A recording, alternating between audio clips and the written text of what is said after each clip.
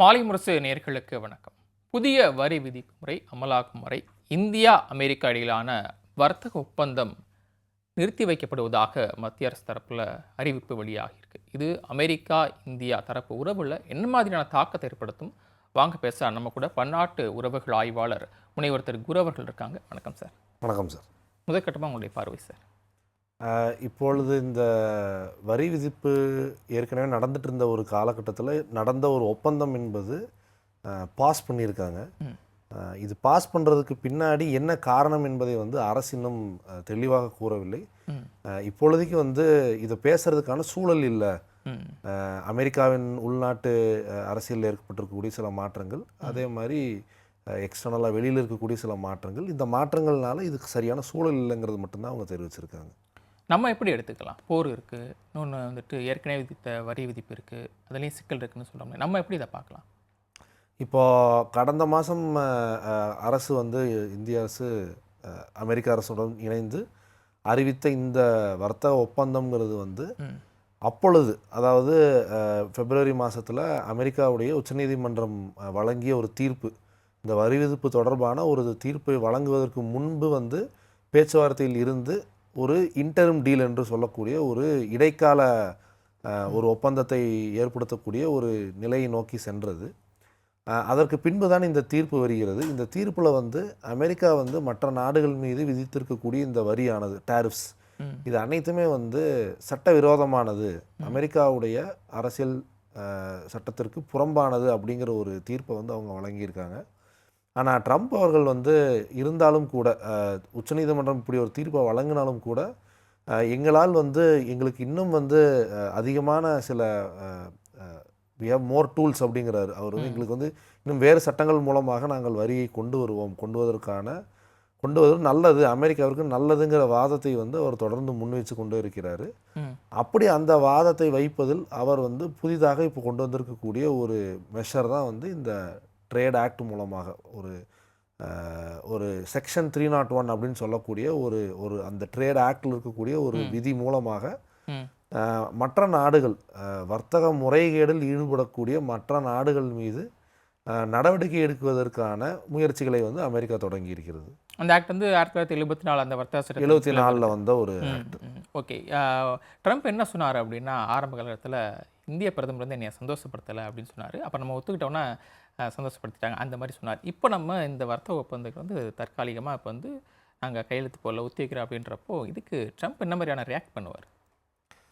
Trump என்ன react பண்ணுவாருங்கிறது ஏன்னா இப்போ ட்ரம்ப்பை பொறுத்த வரைக்கும் அவருடைய மனதில் வர்த்தக ஒப்பந்தங்களை விட ஈரானில் நடக்கக்கூடிய அந்த போர் தான் அதிகமான ஒரு இடத்தை பெற்றிருக்குன்னு நம்ம சொல்லலாம். அப்படி இருக்கும் பொழுது இந்த வர்த்தக ஒப்பந்தத்தை பற்றி அவர் என்ன சொல்வார் என்பது இப்போ வரைக்கும் நமக்கு தெரியல. அவருடைய கருத்து என்னவா இருக்குங்கிறத பற்றி நமக்கு தெரியல. ஆனால் ட்ரம்ப்பை பொறுத்த வரைக்கும் நம்ம இரண்டு விஷயங்களை மனதில் கொள்ள வேண்டும். அதுவும் இப்பொழுது குறிப்பாக இப்போ மாறி வரக்கூடிய ஒரு சூழலில், அமெரிக்க உள்நாட்டு அரசியலிலும் சரி உலக அரசியலிலும் சரி மாறி வரக்கூடிய ஒரு சூழலில் ட்ரம்ப் அவர்கள் தொடர்ந்து அவருடைய உள்நாட்டு அரசியலில் அவருடைய வாக்காளர்கள் மத்தியில் தொடர்ந்து அவருடைய பாப்புலாரிட்டி இழந்துட்டு வர்றாரு. ஒரு எதிர்மறையான ஒரு கண்ணோட்டம் வருகிறது. அது தொடர்ந்து வந்து கொண்டே இருக்கிறது.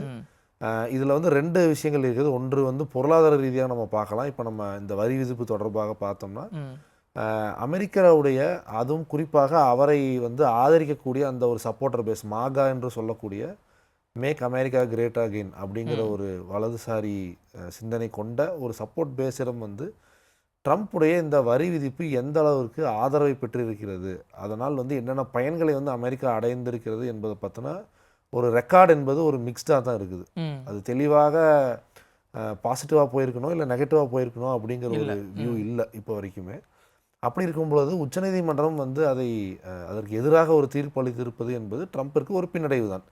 அவருடைய உள்நாட்டு அரசியலில் அவருக்கு இருக்கும் ஆதரவில் ஒரு பின்னடைவு.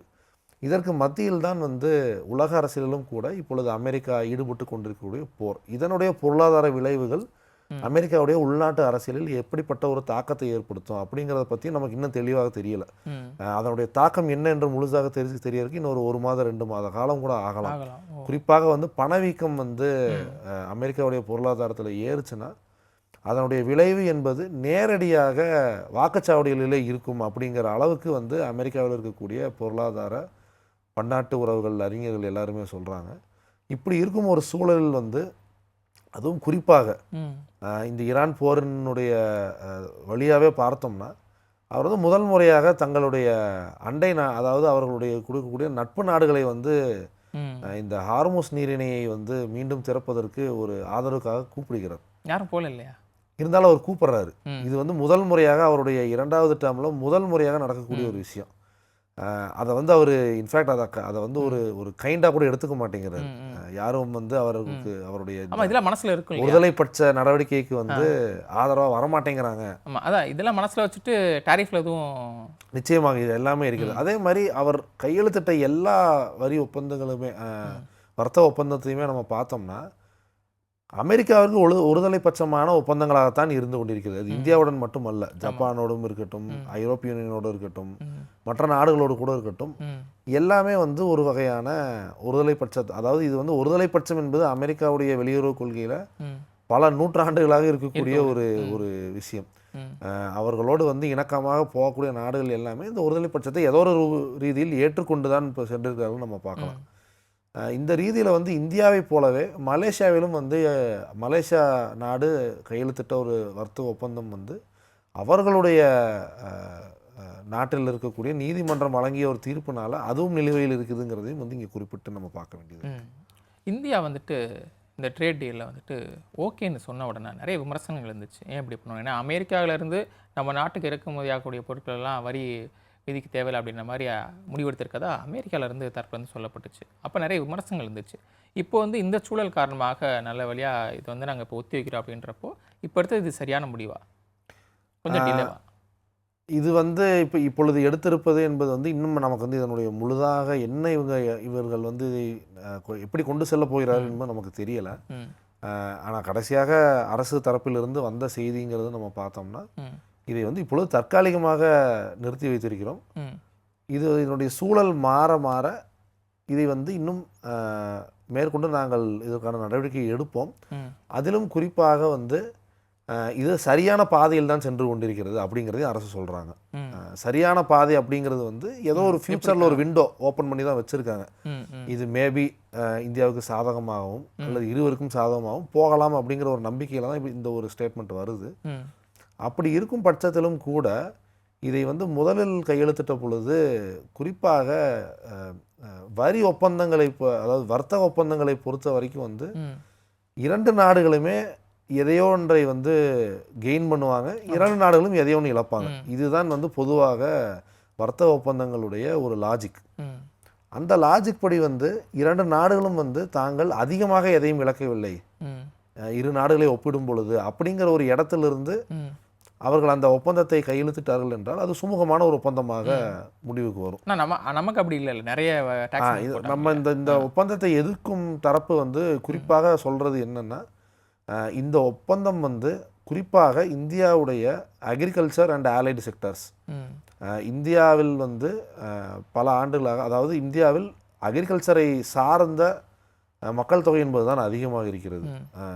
அதாவது பொருளாதாரத்திற்கு அது வந்து குறைந்த அளவே இப்பொழுது நம்ம பார்க்கும் பொழுது குறைந்த அளவே பங்கீடு கொடுத்தாலும் கூட அதை நம்பி இருக்கக்கூடிய மக்கள் என்பவர்கள் வந்து மிக அதிகமாக இருக்கிறார்கள், மக்கள் தொகை அதிகமாக இருக்குது. இதனால் இது வந்து இந்தியாவிலும் வந்து நம்மளுடைய உள்நாட்டு அரசியலிலும் வந்து ஒரு வகையான ஒரு சிக்கலை ஏற்படுத்தக்கூடிய ஒரு துறையாக இருக்கிறது. அந்த துறையில் தான் வந்து அமெரிக்கர்களும் வந்து அதிகமான கன்செஷன் எதிர்பார்க்கிறாங்க. இந்தியா வந்து தன்னுடைய சந்தையை வந்து ஓப்பன் அப் பண்ணணும், இன்னும் வந்து அமெரிக்க நிறுவனங்களுக்கு அதிகமான சலுகைகளை கொடுக்கணுங்கிற ஒரு எதிர்பார்ப்பு அங்கே அதிகமாக இருக்கிறது.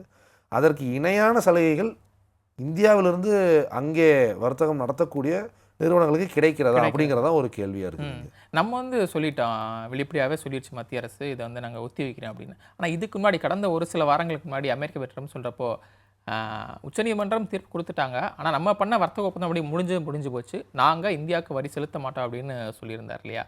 அது நடைமுறை தொடருமா? ட்ரம்ப் என்ன முடிவு எடுப்பார்?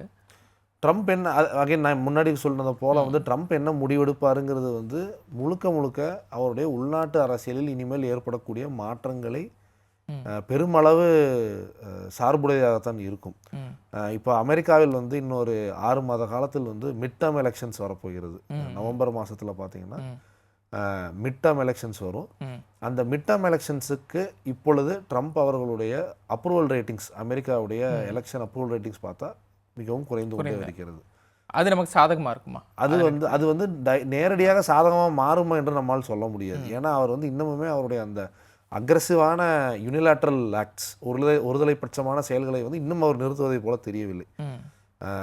அதனால் வந்து நம்மால் வந்து தெளிவாக இது வந்து நேரடியாக ஒரு வரி சலுகை பெறுவதற்கு உதவுமா என்பது வந்து இன்னும் நம்மால் அறுதியாக சொல்ல முடியாது.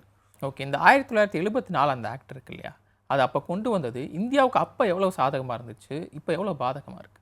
இல்லை, இந்த 74 ஆக்ட் என்பது வந்து பொருளாதார வரலாற்றில் பார்த்தீங்கன்னா ஒரு குறிப்பிட்ட காலகட்டத்தில் வருது. ஏன்னா அதன் அடிப்படையில் தான் இப்போ ஆலோசனை போயிட்டு இருக்கதா சொல்கிறாங்க. அதனால 73 வந்து ரிச்சர்ட் நிக்சன், 1973 ரிச்சர்ட் நிக்சன் தான் அதிபராக இருக்கிறார். அவர் இருந்த காலகட்டம் அதாவது 73, 72, 73 வரை வந்து பார்த்தீங்கன்னா ஃபிக்ஸ்ட் எக்ஸ்சேஞ்ச் சிஸ்டம் என்ற ஒரு பொருளாதார கொள்கை இருக்கிறது. அதாவது அமெரிக்க டாலர்கள் மூலமாகத்தான் உலக வர்த்தகம் என்பது நடந்து கொண்டிருக்கிறது. அந்த வர்த்தகத்தை வந்து நடத்தக்கூடிய அமெரிக்க டாலரை தங்கமாக மாற்றிக்கொள்ளலாம் அப்படிங்கிற ஒரு, அதை வந்து கன்வெர்ட்டபிலிட்டின்னு சொல்லுவாங்க. இது வந்து 73 வரைக்கும் இருக்கிறது. அப்பொழுதுதான் என்ன நடக்கிறது என்றால், அமெரிக்காவிற்கும் அமெரிக்காவுடைய நட்பு நாடுகள், அமெரிக்காவோட வர்த்தக உறவில் இருக்கக்கூடிய நாடுகள் எல்லாமே வந்து அமெரிக்க டாலரினுடைய மதிப்பு வீழ்வதை பார்த்து தங்கமாக மாற்றுவதற்கு முற்படுகிறார்கள். அப்பொழுது வந்து அந்த டாலரை வந்து தங்கமாக மாற்ற விடாத ஒரு சட்டத்தை வந்து நிக்சன் கொண்டு வர்றாரு. அதை ஒட்டி வர்றது தான் இந்த ட்ரேட் ஆக்ட் என்பதும் கூட. வர்த்தக ரீதியாக எந்த நாடுகளும், எந்த நாடாக இருந்தாலும் அமெரிக்காவிடம் ஏதோ ஒரு முறைகேட்டில் ஈடுபட்டால், ஏன்னா வர்த்தகம் என்பதே வந்து கம்பேரிட்டிவ் அட்வான்டேஜ் அப்படிங்கிற ஒரு அதில் இந்தியா இருக்குன்னு சொல்கிறாங்க. ஆமாம், இந்தியாவையும் வந்து நாங்கள் அதில் வந்து ஆய்வுக்கு உட்படுத்துவோம், ஒரு விசாரணைக்கு உட்படுத்துவோம்னு அவர் சொல்கிறாரு.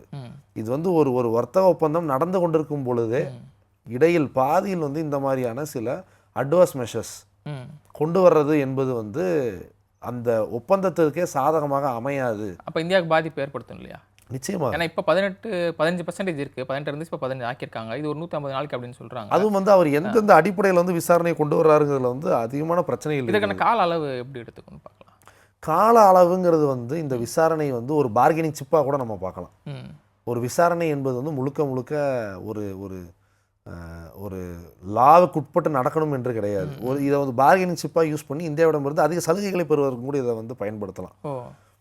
அப்படி ஒரு நிலைக்கும் கூட இந்தியா தள்ளப்படலாம். அதனால் தான் வந்து அரசு வந்து ஏதோ ஒரு இடத்தில் இதை வந்து நாங்கள் தற்காலிகமாக நிலுவையில் வைக்கிறோம் அப்படிங்கிற இதையும் கூட இவர்கள் வந்து தெரிவித்திருக்கிறதுக்கான வாய்ப்பு ரொம்ப அதிகமாகவே இருக்கு. எலெக்ஷன் வரனால அவர் வந்துட்டு கொஞ்சம் லிமிட்டை தாண்டி போக மாட்டேன்னு அப்படின்னு எடுத்துக்கலாமா? இன்னொன்று வந்து நிறைய அந்த அதுதான், அது வந்து இன்னும் வந்து அவருடைய பாப்புலாரிட்டி வந்து எந்த அளவுக்கு பெருகுகிறது அல்லது சரிகிறதுங்கிறத பொறுத்து தான் இருக்கிறது. இப்போ வந்து அங்கே இந்தியர் கணிசமாக இருக்காங்க இல்லையா? இப்போ ஏன்னா இங்கே வந்து இந்த இடத்துல வந்து நம்ம எதிர்காலத்தை பற்றி பேசுகிறதுனால, இப்போ ஒருவேளை ஈரான் போரில் வந்து அமெரிக்காவுடைய கை ஓங்கினால் அது வந்து அவருடைய உள்நாட்டு அரசியல் எப்படி வெளிப்படும் நமக்கு தெரியாது.